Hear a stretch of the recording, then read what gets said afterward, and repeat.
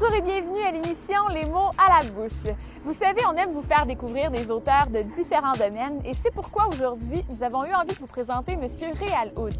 En effet, cet auteur, compositeur, interprète a rédigé de nombreux textes historiques avant de se consacrer entièrement à l'écriture de son tout premier album, Le présent du temps. Pour la première fois de la saison, vous aurez donc droit à une performance musicale, mais également à une entrevue exclusive avec cet auteur de grand talent. Pour nous donner rendez-vous, Réal Houde nous a conviés au restaurant La Tête à Papineau, situé à Saint-Charles-sur-Richelieu. Juste avant de déguster leur merveilleuse cuisine, je rencontre son propriétaire, M. Marcel McDermott. Suivez-moi. C'est dans un décor champêtre que le restaurant La Tête à Papineau vous accueille face à la rivière Richelieu. Une magnifique terrasse de 50 places vous attend, tandis qu'une salle chaleureuse est prête à vous recevoir en famille, entre amis ou même pour un souper d'amoureux.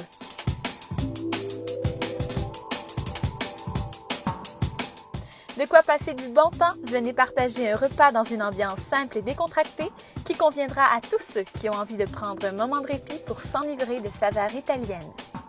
Monsieur McDermott, bonjour. Bonjour. Merci de nous accueillir chez vous à La Tête à Papineau. Ça fait combien de temps que vous avez ce restaurant-là ici?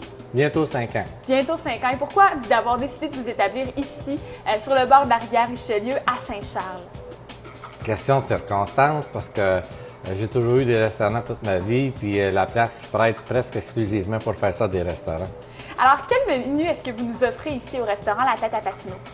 Très varié, de toutes les choses qui sont bonnes dans les restaurants, italien un petit peu, beaucoup de recettes personnalisées à nous autres qu'on a depuis plusieurs années. D'accord. Et un choix incroyable. Et il y a beaucoup de pizzas également. On a 15 sortes de pizzas, on a une douzaine de sortes de pâtes. On a nos assiettes de base qu'on a depuis des années au niveau de la bouffe, genre grillade, genre escalope, toutes les choses qui sont vraiment bonnes dans les restaurants. Alors, tantôt, on aura la chance d'en déguster un petit peu. Et puis, d'ailleurs, paraîtrait-il qu'on peut même commander dans le confort de notre chez nous?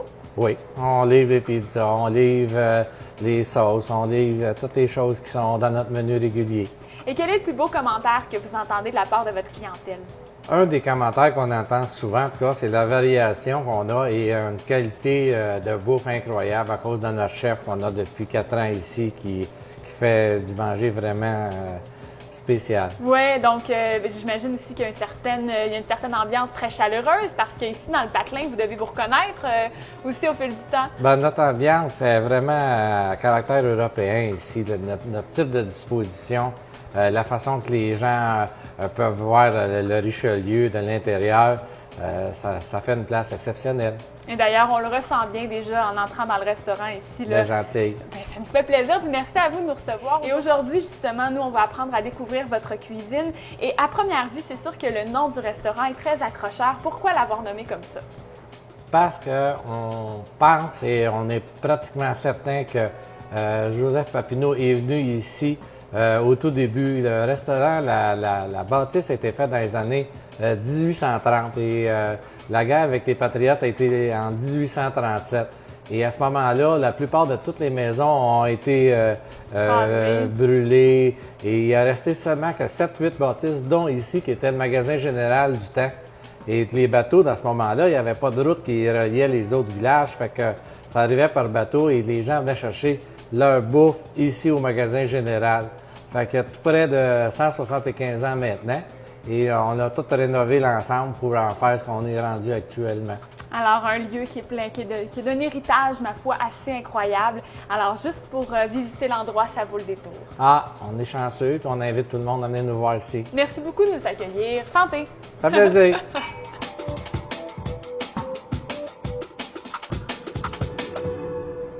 Monsieur Réal Houde, bonjour. Bien, bonjour, madame. D'abord, vous nous avez vous-même invité ici au restaurant La Tête à Papineau parce que vous aviez envie de découvrir un peu leur cuisine. Oui. Puis je pense que la ville de Saint-Charles-sur-Richelieu, vous y êtes attaché d'une manière assez particulière. Oui, mais j'ai passé ma jeunesse à me promener le long du Richelieu parce que mon grand-père avait une terre à bois à Saint-Charles, mon frère reste à Saint-Charles. Ma mère vient de Saint-Hilaire-Belleuil, donc, et moi, je viens de Saint-Jean-sur-Richelieu. Donc, j'ai longé le Richelieu toute ma jeunesse. C'est un un endroit magnifique, Saint-Charles. C'est un beau village avec beaucoup d'histoire. Donc, c'est sûr que j'ai un attachement pour cette région. Et d'ailleurs, je pense qu'il y a un de vos aïeux qui faisait aussi partie des Patriotes. Oui, Louis Reynaud Blanchard était député de Saint-Hyacinthe de 1830 à 1838. Il était, lors de l'Assemblée des Six Comtés, sur l'estrade avec Papineau. Et sa famille, la famille de son épouse, vient de Saint-Charles-sur-Richelieu et de Saint-Marc. Donc, c'est sûr que la famille Reynaud-Blanchard, à l'époque, était très enracinée à Saint-Charles. Alors, on est dans un endroit tout indiqué pour vous recevoir. Exactement. On peut déjà ressentir votre passion pour l'histoire. D'où ça vous vient, cette fascination du passé? Bien, j'ai toujours été intéressé par l'histoire, mais il y a des fois dans la vie des circonstances qui t'amènent à vouloir en savoir plus. Et quand, en 1999, mon épouse était enceinte de notre premier enfant, mon grand-père maternel est décédé et une de mes tantes m'a prêté un arbre généalogique. Et là, j'ai été comme un peu pris. J'ai eu une génération qui arrivait, une génération qui partait, un arbre généalogique au milieu. Je me suis fait prendre à travers ça. Là.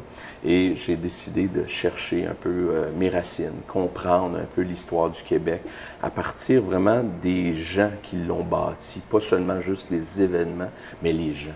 Puis pendant plusieurs années, vous avez traité l'histoire dans des livres vraiment spécialisés, vous avez fait des essais, des mémoires, puis du jour au lendemain, vraiment, vous avez décidé de vous lancer dans l'écriture d'un album. Pourquoi être passé d'une écriture très rigide à une forme super artistique? Bien, ça fait 25 ans que je fais de la musique. J'avais déjà commencé un album fin des années 80, mais la vie nous amène ailleurs. J'ai les études, etc. Le travail après, j'ai comme laissé un peu ça de côté. J'utilisais ma musique à l'intérieur de mon autre emploi. Et lors de mes 40 ans, ce que je ne savais pas, c'est que mon épouse et des amis, des parents, ont décidé de m'offrir du temps de studio pour faire un premier album. Et après cet album-là, qui n'a pas été commercialisé, les gens m'ont dit « Non, Réal, il faut que tu continues ». Et la personne avec qui j'avais travaillé pour le studio est devenue un ami, est devenu un gestionnaire de projet avec moi, un de mes musiciens. Et on a développé une équipe et on a développé le projet également depuis 2 ans et demi. Alors, ça a donné lieu à votre premier album, Le Présent du temps. Oui. Ça a pris combien de temps mettre sur pied un album comme celui-là? C'est 2 ans et demi de travail. C'est parce que j'ai décidé de le financer moi-même. Je n'ai pas demandé de subvention. Donc, on a décidé d'y aller petit à petit. Puis, en vieillissant, on devient plus patient. Et j'ai dit, bon, on va faire le travail comme il faut, s'occuper de la création en premier, et après ça, on s'occupera de la diffusion après. Et là, on est dans la période de la diffusion présentement, mais la création a pris vraiment 2 ans et demi avec l'équipe, une équipe formidable de musiciens que je salue également. Je pense à Jean-Marc Dionne, Éric Coutu, Pascal Forgue. Il y a aussi Mathieu Lefebvre qui s'est joint à nous pour le lancement. D'accord. Et il y a Patrick Morier pour la pochette et le site Internet.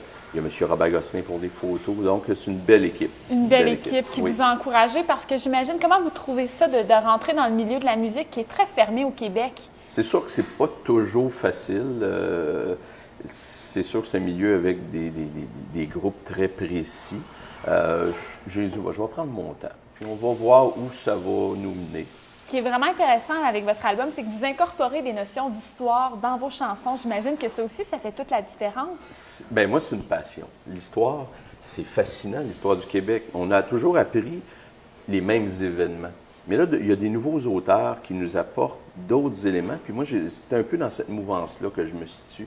Il y a des gens qui ont fait cette histoire-là. Puis moi, ce qui m'intéresse, c'est de la rendre accessible par des chansons. Parce que c'est pas tout le monde qui va lire un livre de 300 pages sur l'histoire d'une région ou d'un personnage. Donc, les chansons, ce sont des courtes histoires qui rappellent une histoire plus grande. Et c'est ça qui m'intéressait, de vulgariser cette histoire du Québec-là à travers la musique. Et aussi le rapport au temps, parce que j'ai des chansons aussi en lien avec le rapport au temps.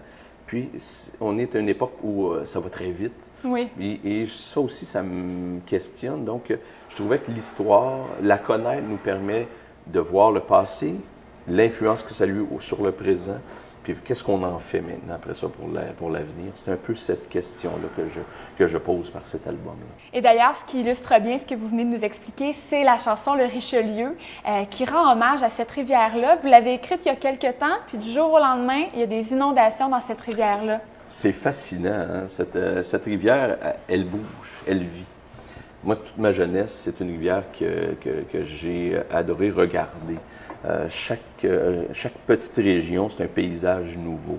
C'est une rivière qui a une histoire incroyable, en partant de Champlain jusqu'à aujourd'hui, avec les Patriotes. C'est une belle rivière. Puis ça faisait longtemps que j'y pensais, que j'y songeais. Et étrangement, c'est une rivière qui est devenue d'une actualité incroyable. Mais c'est un peu ça, c'est un hommage. Puis je pense que les gens vont falloir qu'ils réapprennent à aimer cette rivière. Et tant mieux si ma chanson peut permettre de l'aimer encore. Alors justement, on en écoute un extrait. De Saint-Jean à Sorel et en passant par Saint-Hilaire, il y a de magnifiques chapelles, témoins des êtres de la terre. Je suis né dans le Richelieu, mes parents ont bu cette rivière avant de boire mes deux grands yeux et la peau tendre de mon derrière.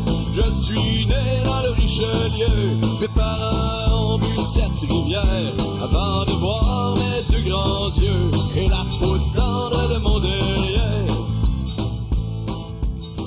Alors, Le Richelieu, une chanson qui est à découvrir sur votre album Le Présent du Temps. Effectivement. Et pour ajouter à ce bonheur d'être en votre compagnie, on a le plat. Bonsoir. Bonjour. Bonsoir.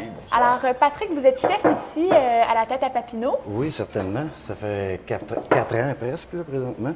Et qu'est-ce que vous nous servez aujourd'hui? Là, pour monsieur, ici, on a l'escalope de veau. C'est un petite escalope faite par un petit Italien. C'est très bien fait. Il sait comment couper ça. C'est avec une sauce au martini, des champignons déglacés martini, crème. Pour madame, ici, on a la coquille de multigrain avec escargot et champignons sautés avec petite crème puis la petite touche du chef. Wow! Et donc, paraîtrait-il que les gens se déplacent expressément pour venir manger les escargots Oui, et oui. l'escalope aussi. Oui, c'est ça. Une spécialité ici? Oui.